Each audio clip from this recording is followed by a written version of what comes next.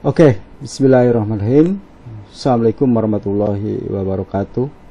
Selamat datang di pembelajaran SAP PP, SAP QM, SAP PM, dan MM dengan saya Ahmad Yusuf Arif. Di video tutorial kali ini, saya akan melanjutkan pembahasan tentang modul SAP PM, Plant Maintenance, ya. Dalam hal ini kita akan membahas master data berikutnya, yaitu tentang work center. Dimana kita tahu bahwa work center bukan saja ada di SAP PM, ya, namun di SAP PP di production juga ada yang disebut dengan work center, ya. Hampir sama screen yang ada di PP maupun di PM, ya. Namun tiketnya yang ketika create itu berbeda antara di PM sama di PP, ya. Oke, kita lihat dulu topik kita yang akan kita bahas tentang work center adalah pengertian, ya. Jadi overview dari work center itu seperti apa gambarannya. Kemudian nanti maintenance work center, kemudian bagaimana cara membuat work center, kemudian penggunaan dari work center. Kita lihat secara definisi bahwa work center biasanya mewakili satu orang atau departemen yang bertanggung jawab untuk memastikan bahwa pekerjaan maintenance sesuai dengan order, ya, dengan pesanan yang dilaksanakan oleh work center yang melakukan proses operasi secara individu, ya.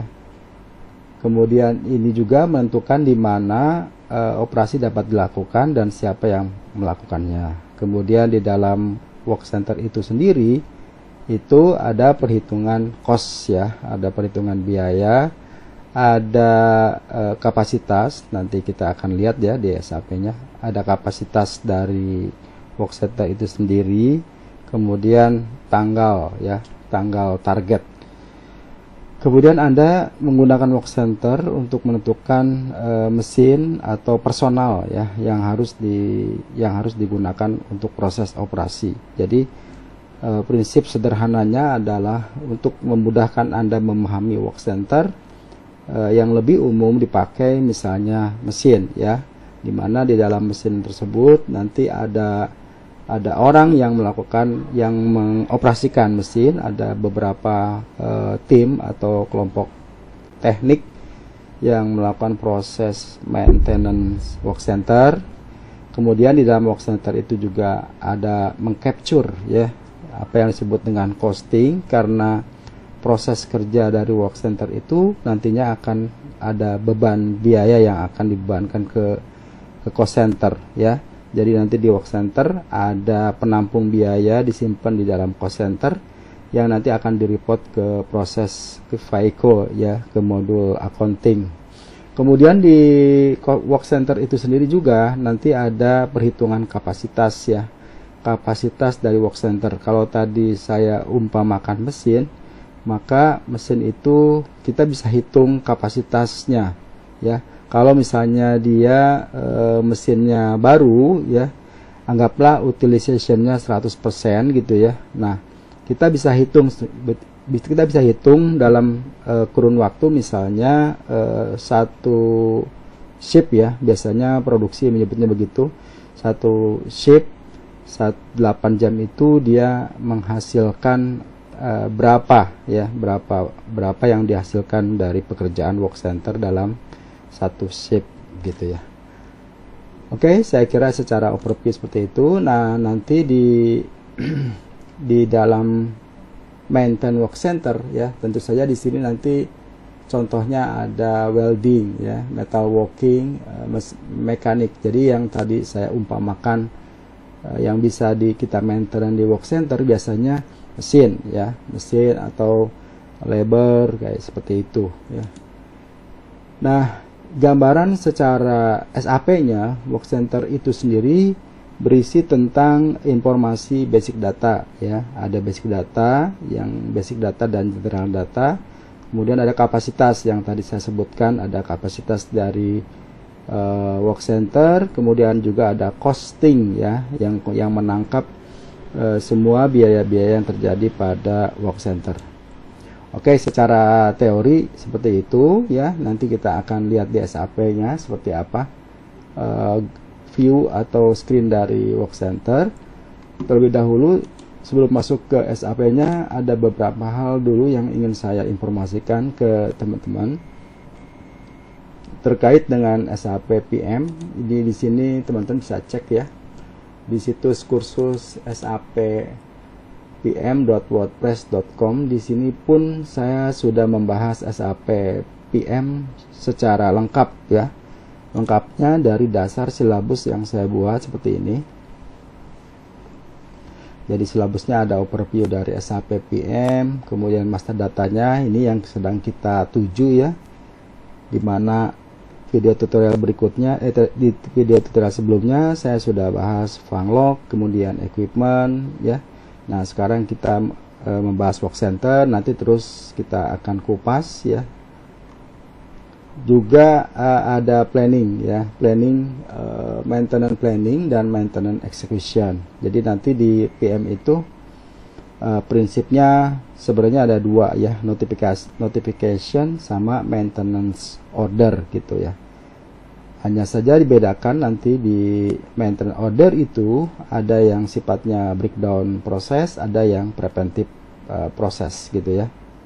Kemudian pembahasannya tentu saja bukan saja sampai situ, juga saya membahas sampai ke configuration dari SAP PM ya. Nanti teman-teman bisa baca di sini, bisa cek informasi yang kebetulan teman-teman ada di modul PM. Ini menjadi rujukan untuk teman-teman baik itu di project-project atau yang sedang menggunakan SAP di internal gitu ya.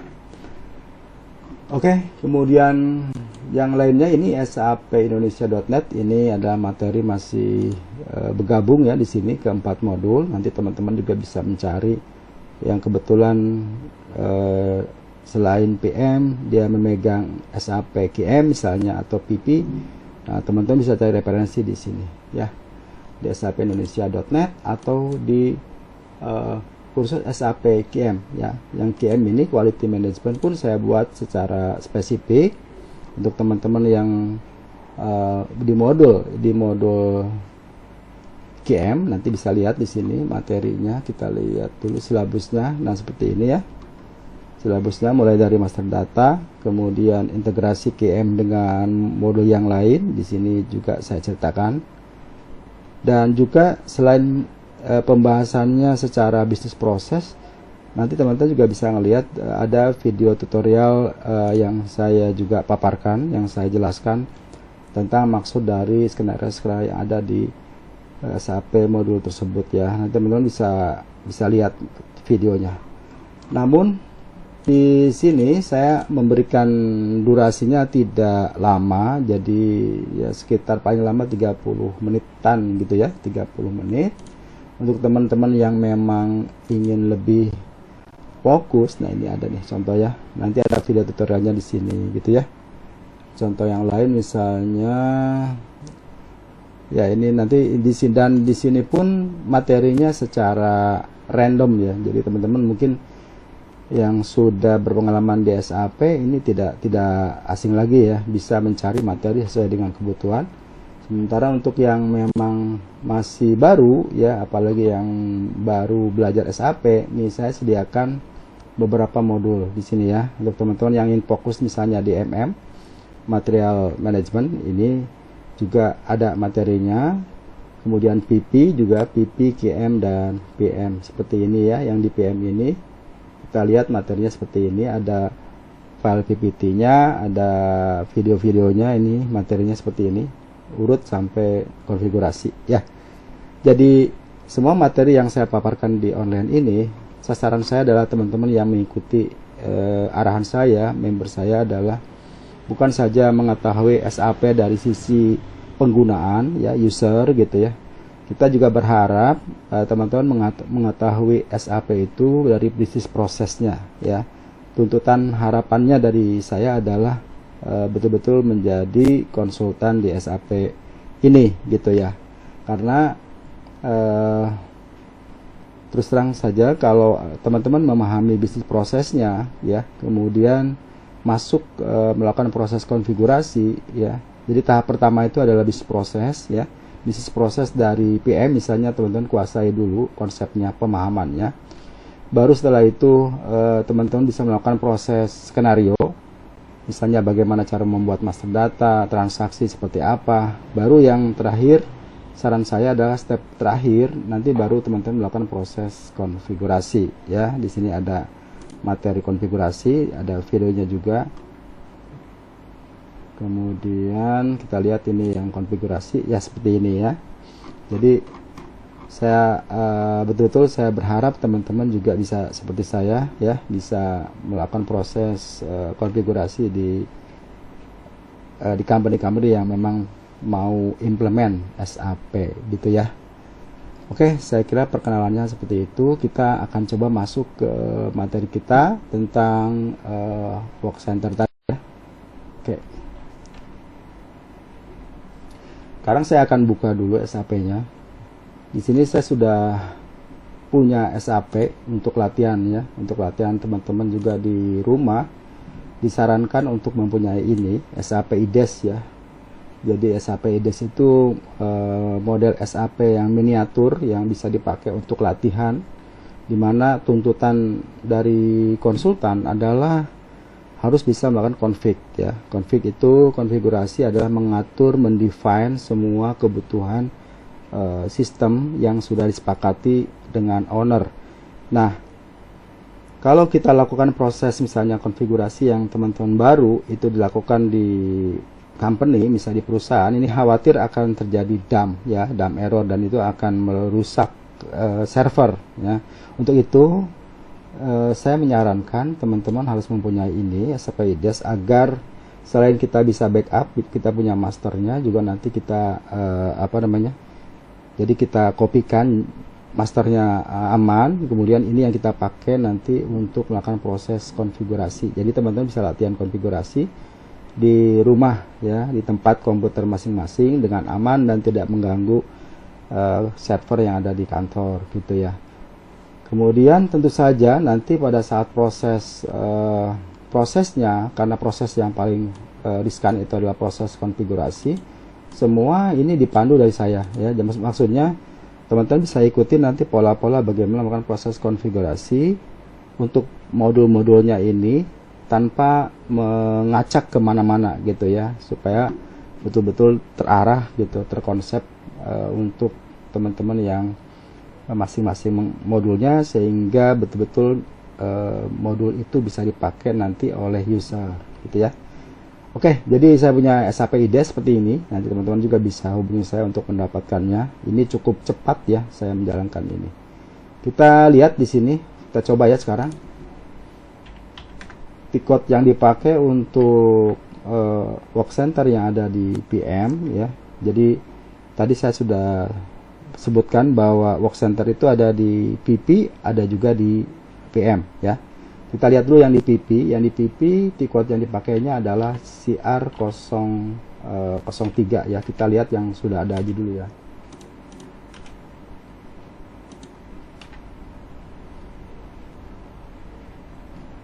Nah, ini tikotnya adalah CR03. CR03 di SAP itu biasanya ada keteraturan tikot ya, mulai dari 01, 02, 03 atau 1, 2, 3 gitu ya tikotnya itu. Maksud saya misalnya CR01, CR02, CR03 atau IR01, IR02, IR03. Itu menandakan bahwa untuk yang satu itu create ya, yang dua adalah change, dan yang tiga adalah display. Nah, kurang lebih kita lihat yang di work center yang ada di PP ini tampilannya seperti ini ya. Teman-teman bisa lihat, nanti kita coba masuk ke yang PM ya. Karena kita bahasan kita work center yang ada di PM, kita coba yang IR01, kita bikin kita ulang. IR01, kita bikin work center yang ada di PM. Misalnya ini plannya adalah 1000, oke. Kemudian saya bikin misalnya ini bebas ya. Mega LE, ini maksudnya adalah Megaria Elektronik ya, misalnya work centernya. Kemudian work center kategorinya di sini kita lihat, maka yang kita pakai adalah plant maintenance ya. Jadi di sini ada beberapa, ini ada ini copy ya, ini copy dari yang atas. Jadi kita pakai yang standar aja, yaitu 005. Oke, kemudian enter. Nah, baru teman-teman di sini masukkan deskripsinya, misalnya Megaria Electrical. Oke, kemudian kita lihat ini kategori udah masuk.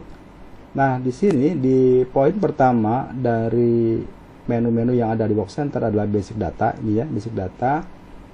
Kemudian default value, capacity, scheduling, dan costing. Sebagaimana tadi di caption sudah ditunjukkan, kita lihat dulu caption sebentar. Nah, di sini kan ya ada basic data, capacity, kemudian costing ya. Oke, kita lihat lagi. Oke, yang di basic data ini person responsible, ini bisa kita pakai yang ada, atau kalau memang teman-teman punya concern lain, misalnya punya grup yang lain, ini bisa kita default ya, bisa kita buat person responsible-nya. Dimana caranya teman-teman nanti masuk ke, kita coba ya, ke SPRO. Ini sekaligus saya ajarkan cara config-nya di mana SPRO.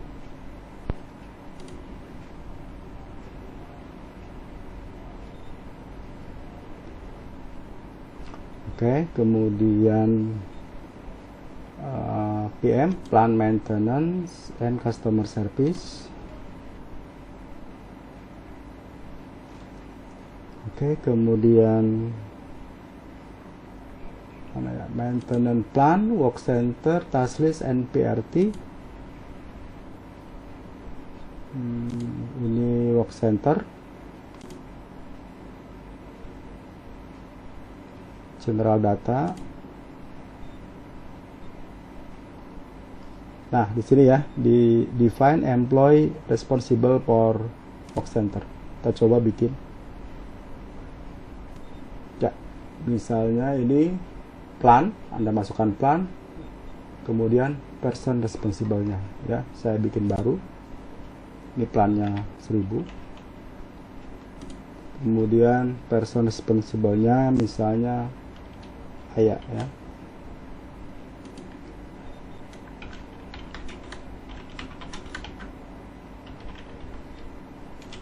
Oke. Ini udah, kemudian kita save ya. Nah, karena kita melakukan proses penambahan table, penambahan data di dalam konfigurasi yang SPRO tadi, maka dia akan muncul yang disebut dengan TR ya. Seperti ini model TR yang ada di SAP. Nah, kebetulan saya pakai, bisa teman-teman bisa gabung dengan TR-TR yang lain. Biasanya sih dipisahkan ya. Saya lebih senangnya ini kita buat baru gitu ya. Kemudian saya bikin deskripsi.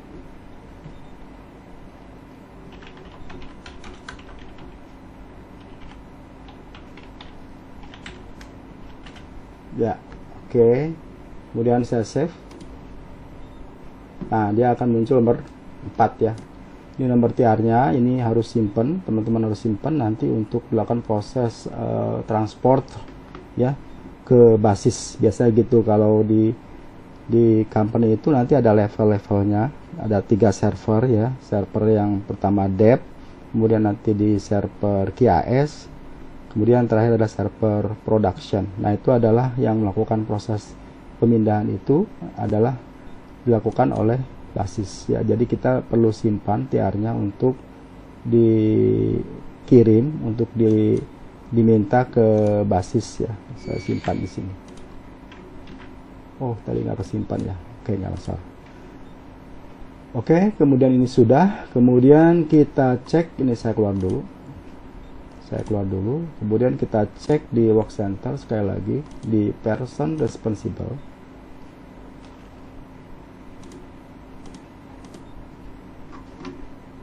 Nah, ini udah ada ya. Ya ini udah ada Ahmad Yusuf Arif, kita ambil seperti itu. Kemudian lokasi ini bisa juga dilakukan proses seperti yang tadi saya sebut, bisa dibuat atau kita pakai yang ada. Kemudian usage ya, usage itu artinya work center ini akan difungsikan sebagai apa ya.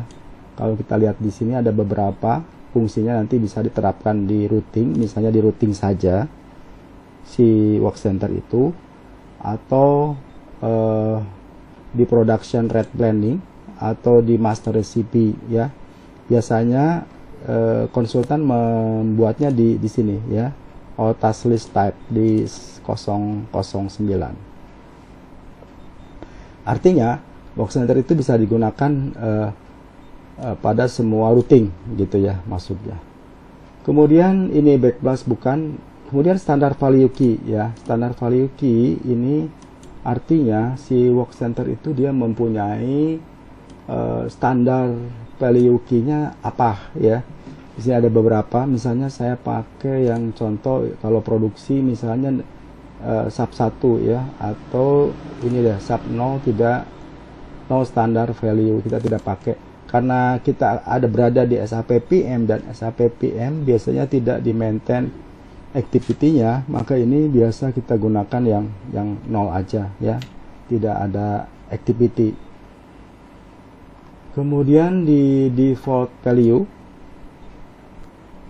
nah ini control key nanti kita lihat di control key itu ada ya, jadi fungsinya adalah nanti saat routing itu proses yang harus dilakukan dari work center ngapain ya. Apakah dia karena PM ya, kita cari yang PM dulu sebentar, kita lihat dulu PM.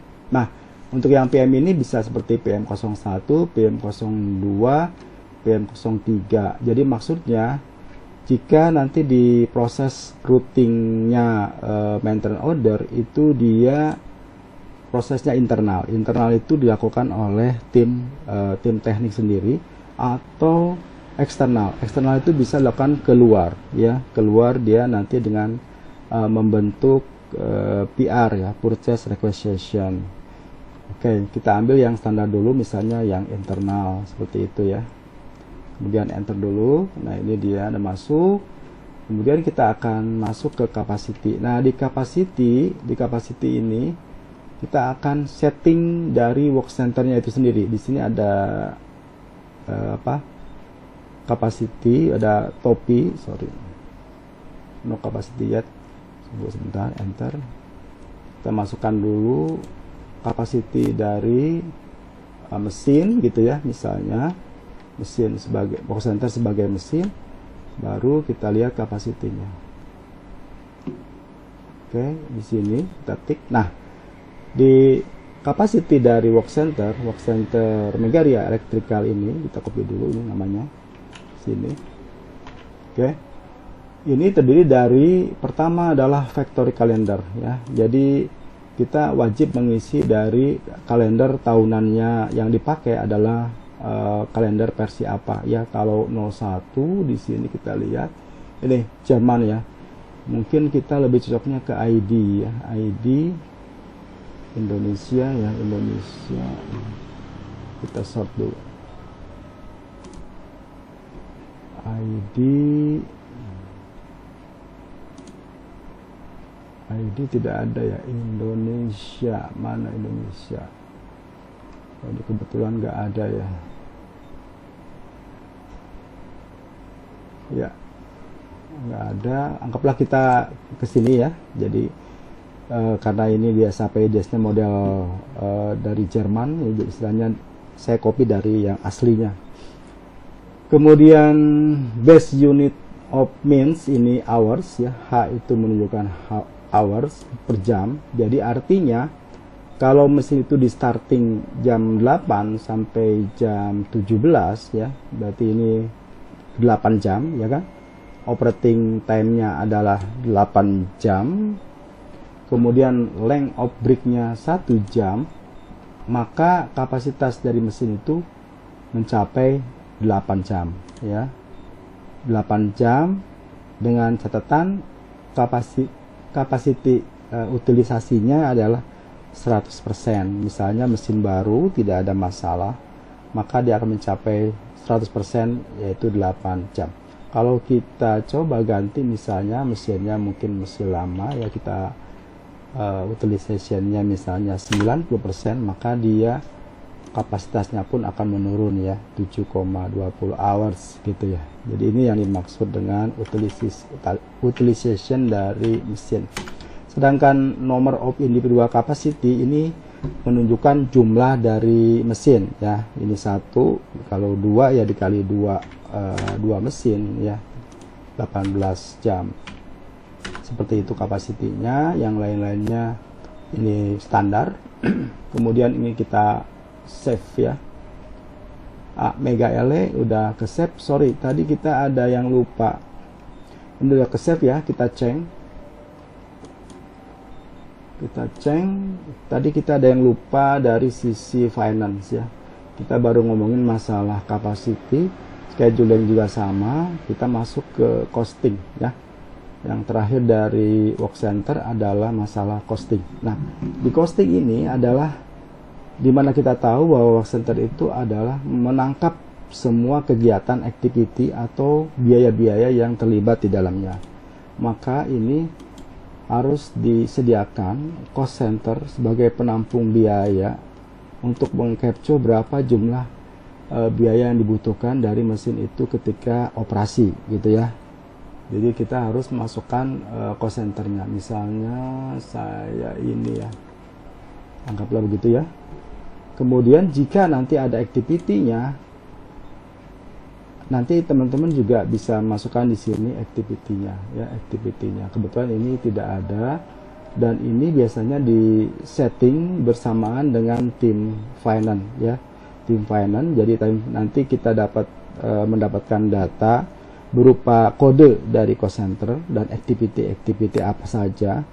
Sedangkan setelah mereka membuat ya, mereka duluan membuat di CO-nya, kemudian atau di KP26, di KP26-nya di tiketnya mereka, dan ditentukan rate-nya berapa ya jika memang dia mempunyai activity ya.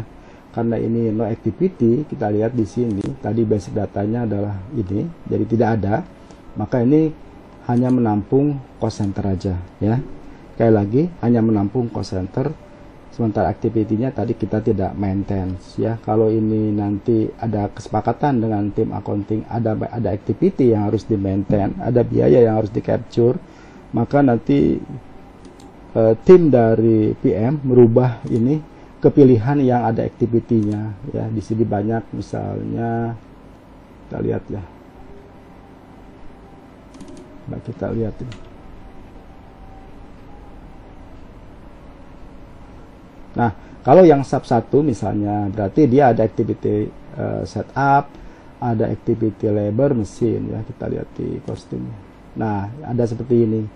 Jika memang kondisinya begini, nanti kita minta ke tim accounting untuk kode yang rate yang digunakan mesin pada cost center ini. Mereka ada maintenance itu ya.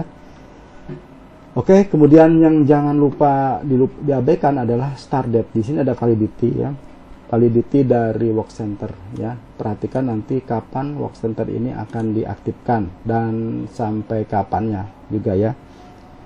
Karena ini nanti akan pengaruh kolaborasi dengan master data yang lain, sehingga perlu ada perlu di maintenance, validity-nya perlu diperhatikan. Ini ya.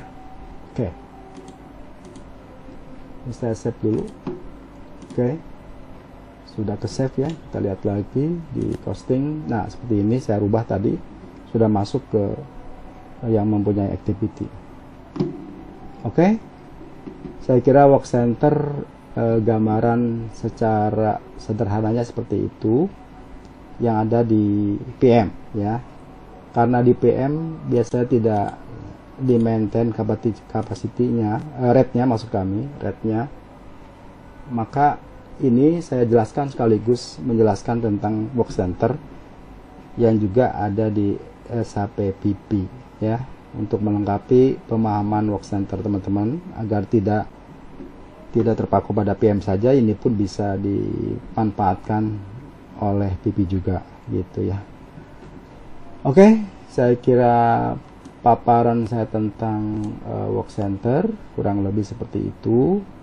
Kita lihat lagi caption, jadi bisa teman-teman pahami ya, yang dimaksud dengan Work Center ini adalah berupa bisa mesin di sini ya, mesin atau labor. Kita cek sekali lagi.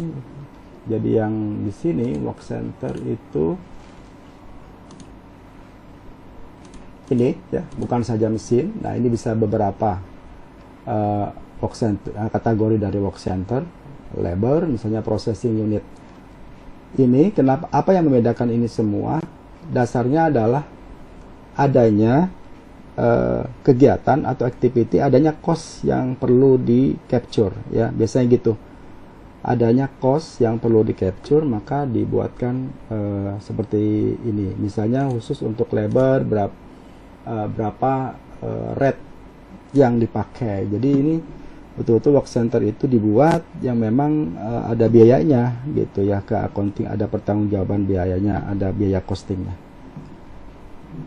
Oke, saya kira itu ya tentang master data. Nanti kita akan lanjut lagi ke pembahasan master data berikutnya dari SAP PM tentang serial number ya. Ini juga penting, serial number, bagaimana cara ngaturnya dan bagaimana nanti hubungannya serial number ya, serial number kemudian dengan material dan equipment. Nah, ini integrasi pada pembahasan video tutorial berikutnya gitu ya.